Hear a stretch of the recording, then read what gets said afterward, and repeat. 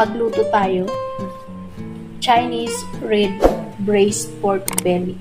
So kung paano ko ito ginawa, napakasarap na ito. Keep on watching at ituturo ko sa inyo. Tara! So dito magpapakulo lang tayo ng water. At once na kumulo na, ilalagay natin yung ating pork belly na slice. Pakukuluin lang natin. Tignan na natin. At kapag ganito na, tatanggalan natin yung espuma.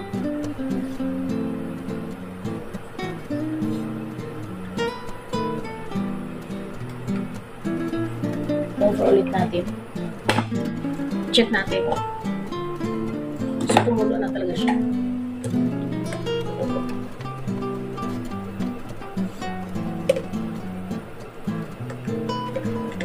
At yun na nga, wala na siyang espuma. Pakuluin pa natin mga 5 minutes na. So, okay na to. Tatanggalin na natin.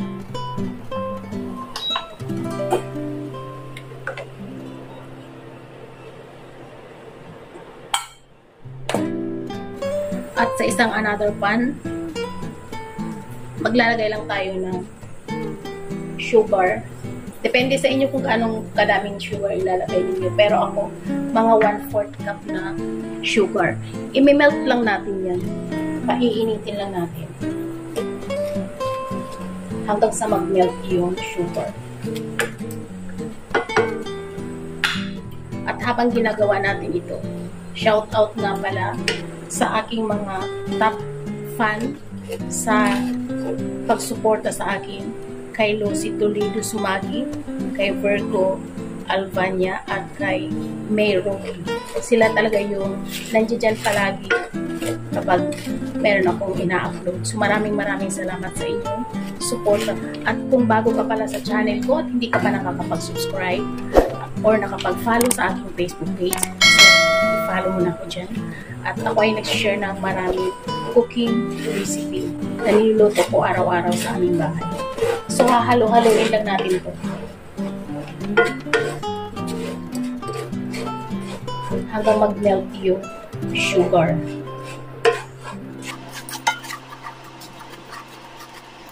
At kapag ganito na yung sugar, nag-melt na, ilalagay na natin yung ating pork belly.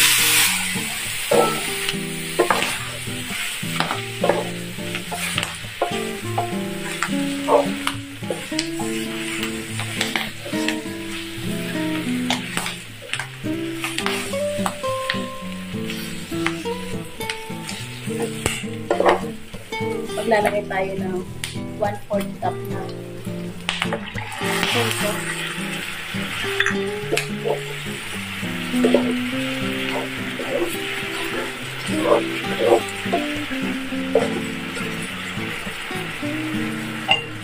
One teaspoon na black pepper.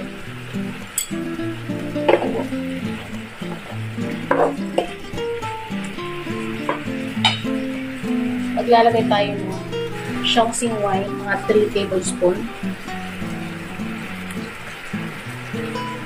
Ubus ko na. Last na to. Wala na.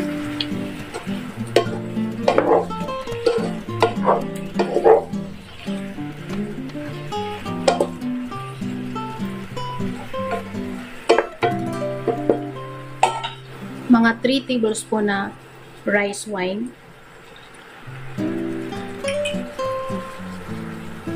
Maglalagay tayo ng leeks at ng ginger. So, haluin lang natin.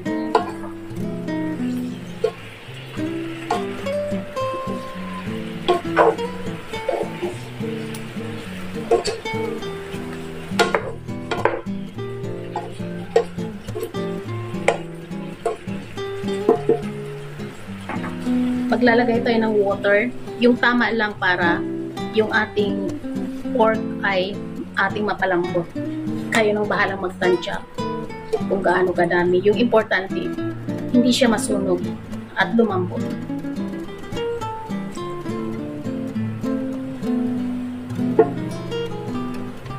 At At continue cooking lang guys. Pag kumulo na to, ilo-lower lang natin yung heat at lulutuin natin ng low heat lang ng mga 30 to 45 minutes. So, cover muna natin to.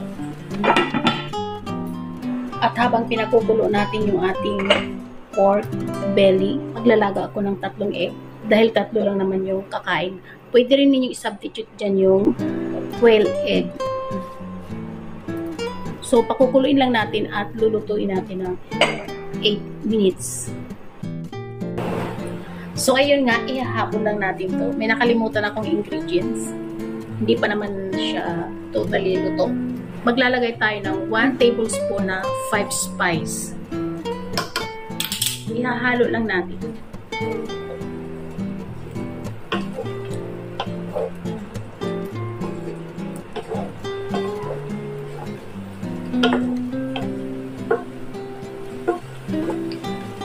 At i-cover ulit natin. At ito na yung ating egg. Luto na to. Babalatan lang natin. Isi-set aside natin para sa mamayang gagawin natin. At ito na nga. So, 3 lang yung gagamitin ko dito dahil yung isa ay may paglalagyan ako. So, i-check na natin. Mukhang okay na to.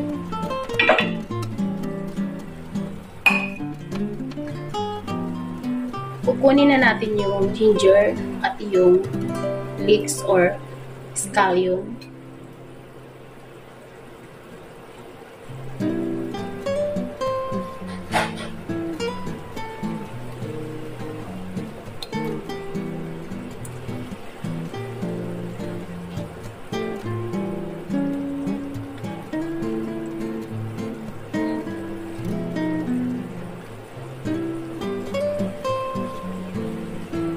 So, ilalagay na natin yung ating egg. 3 peraso lang. Dahil 3 lang naman yung kakain.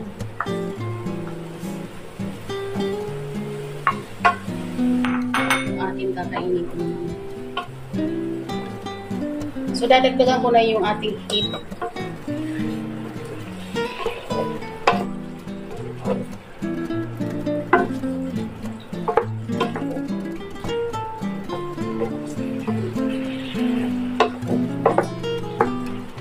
So, i-cover muna natin ng sandali.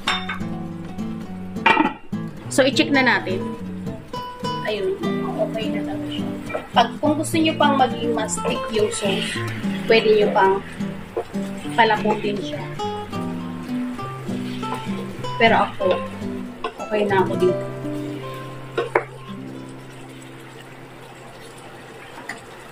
At titikman natin.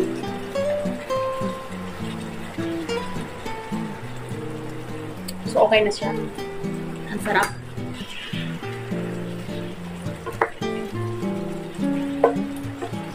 At ito na nga, meron na tayo Chinese red braised pork belly. So, ayan guys, bago tayo magtapos, kung ikaw ay bago sa ating channel, please subscribe. Paki-ring the bell para every time na nag-upload ako ay manonotify ka.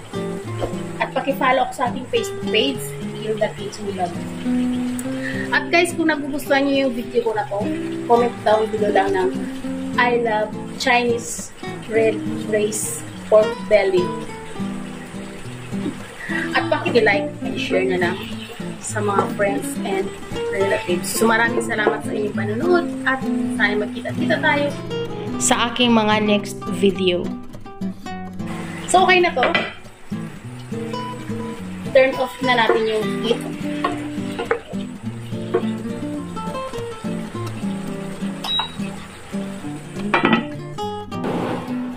At ito na yung ating Chinese red braised pork belly. So, follow for more para sa marami pang recipe. At comment down below lang guys kung may gusto pa kayong ipagawa sa aking mga recipe. So, hanggang dito na lang tayo. Bye!